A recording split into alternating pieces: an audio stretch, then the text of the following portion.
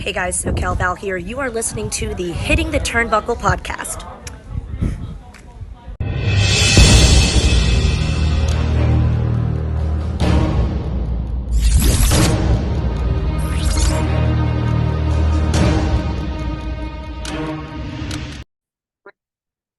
Welcome everybody back to the Hitting the Turnbuckle podcast. I am your host, Adam Cousins, and a little delayed, a little later than normal, we bring you the Monday Night Raw review from last Monday's show in Pennsylvania.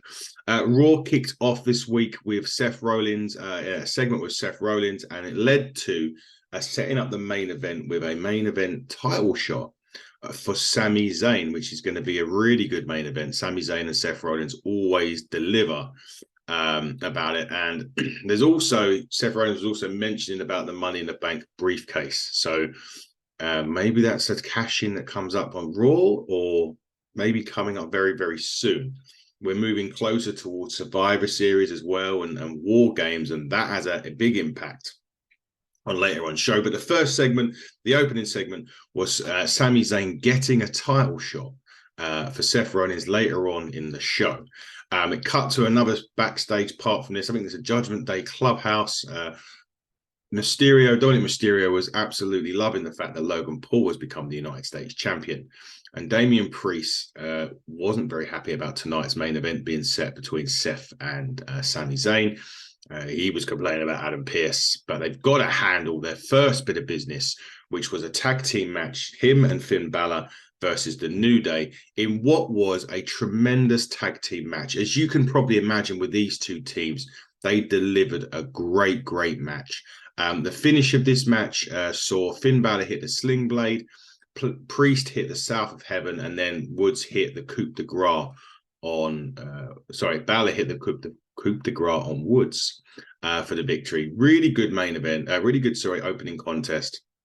These two teams always deliver as a tag team, so really not surprised to say that this match was really good. So go out your way to watch it. There was a bit where Jackie Redmond tried to catch up with McIntyre, and he just ignored her and he drove away. An interesting vignette about Natalya. I'm just wondering now, last few weeks Natalya has been more prominent on WWE TV shows, and now we're getting vignettes for her. Are they planning something with Natalya? Are they finally going to, I mean, she's been there over 10 years, and it feels like she's never really had anything meaningful. She had that match with Charlotte in NXT where Bret Hart, Ric Flair at ringside. But I feel as if Natalya's always been one, uber talented, probably can out-wrestle half of the women on the roster, but just never given that chance. Are we going to see the chance given to Natalya? Maybe. The next match started was Shinsuke Nakamura, the Axel Tozawa, who is trying to get into the Alpha Academy, which is kind of funny in its own right. This was a standard Shinsuke Nakamura match. He obviously picks up the win with the Kinshasa. Otis walks to the ring to play mind games with Nakamura as Nakamura heads to the back. Now, interestingly enough, that could be a match that we see very soon. I believe it's been booked for Monday Night Raw this week. So really, really good that Nakamura and Otis will get a game. That's going to be an interesting match. Big clash of styles there. Otis is generally very good against anybody in the ring, and his size certainly doesn't hinder him. So Nakamura and Otis will be a really, really good contest, which will be interesting to see how that one goes on Raw this coming Monday. Adam Pearce was at the back. He was just hyping up the Intercontinental title. Tickets for the Elimination Chamber go on sale in Australia. Went on sale actually on Friday. How long will it take to sell out? We will soon see. And obviously Seth Rollins was saying to Adam Pearce that he was born to run. He's got nothing to hide or nothing to lose or worry about tonight. In the main event, the next match was the Intercontinental Championship Fatal 4-Way match. This was such a good match. Unfortunately, the ending seemed to be a bit botched. The match itself was great. Miz, Ivar, Bronson, Reed, and Ricochet absolutely delivered on this.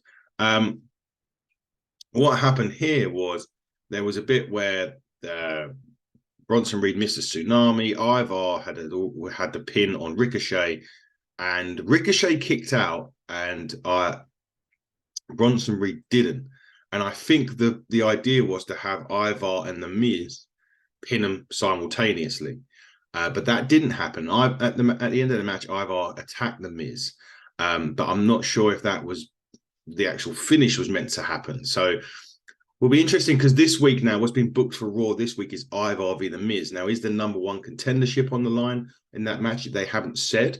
But obviously, the winner, obviously at the moment, The Miz will go on to Survivor Series to face Gunther for the Intercontinental Championship, which does make sense because The Miz and Ivar have both been on the periphery of challenging Gunther for the Intercontinental title. So really interesting to see what they do with that. That particular win. Was it a botch? Was it not? We'll have to see. The Alpha Academy we're going to be accompanying Tozawa on NXT, which is really good, in his Heritage Cup match against Noam Dar. The Creed brothers were backstage with Ivy Nile signing their official Monday Night Raw contracts, which led to another great tag team match with DIY. Which was a really, really good. Gargano and Ciampa as a team are fantastic. I'm not quite sure why they're not connecting with the crowd, but nevertheless, the Creed brothers are, and it was fantastic tag again. Really good that WWE are focusing on tag teams. Proper tag teams that are throwing two people together. The Creed brothers ended up hitting the Brutus ball to Gargano to pick up the victory. Again, really, really solid tag match. Jey Uso tells Sami Zayn that he feels really bad what happened to Elimination Chamber with Roman Reigns. He said that the dog deserves his moment tonight and will win the heavyweight championships. And alongside that, Cody Rhodes and Jey Uso are getting their tag team title rematch against Judgment Day next week on Raw. So that'll be really interesting. Will they win the tag team titles? Will they not? We will see. There was an interview with Becky Lynch. There was a battle royal, obviously, to become number one contender for the women's title. And she's going to go and win it. But she's also glad. Nia Jax interrupted as well. And she's glad that Nia is back, considering everything that happened a few years ago when Nia busted Becky Lynch's nose. And in fact, that set up the man gimmick. So it's not too bad, to be fair. So maybe there's a silver lining with all of this. Backstage, Saxton had an interview with Chelsea Green and Piper Niven. They basically said that Chelsea Green said the Battle Royal was giving off charity vibes. She runs down the other competitors. Shayna Baszler, Zoey Stark join the conversation. Baines is looking forward to eliminating Chelsea first. Chelsea tells Niven to stick up for her, and Niven says everybody's fighting for themselves tonight, which leads to the Battle Royal, and the winner will take on Rhea Ripley at Survivor Series. The people in the Battle Royal, Nia Jax, Shayna Baszler, Raquel Rodriguez, Zoey Stark, Chelsea Green, Piper Niven, Natalya, Katana Chance, Kaden Carr, Indy Hartwell, Maxine Dupree, Tegan Knox, Ivy Nile, and Nikki Cross. Xia Li was meant to be in the match, and as was Becky Lynch, but Xia Li got disqualified from the match by Adam Pearce by attacking Becky Lynch and making her unavailable, medically disqualified from the Battle Royal. I'm not going to tell you everything, but here's what happened. Nikki Cross eliminated by Nia Jax and Raquel Rodriguez. Nikki Cross was just staring into space. Piper Niven was then eliminated by Maxine Dupree and Tegan Knox. Maxine Dupree was eliminated by Nia Jax. Kaden Carter and Katana Chance were both eliminated by Ivy Nile. Chelsea Green was eliminated by Raquel Rodriguez. Indy Hartwell was eliminated by Natalya, who was then eliminated by Ivy Nile. Tegan Knox was eliminated by Nia Jax. Nia Jax was eliminated by Shayna Baszler, Zoey Stark, and Raquel Rodriguez. Ivy Nile was eliminated. I can't remember who that was by, so apologies. Raquel Rodriguez was eliminated by Shayna Baszler, Zoey Stark. And Shayna Baszler was then eliminated by Zoey Stark. And Zoey Stark went on to win the Battle Royal. And I can take a breath. This is why it'd be helpful to have Andy or Dave to go through that with me. But anyway, Zoey then promises to hit the Z360 on Rhea Ripley to win the title. So, and to tell Rhea to hold that title nice and tight. Well, I'm sure that she will. What a main event was next. Seth Rollins and Sami Zayn for the main event. Absolutely fantastic. They had everything in this. But the finish of this match, Zayn countered the move with a blue thunder bomb. Rollins hit the right elbow. Zayn responds with the exploder. He goes for the whoever kick. Rollins counters with the super kick and hits the pedigree for a 2.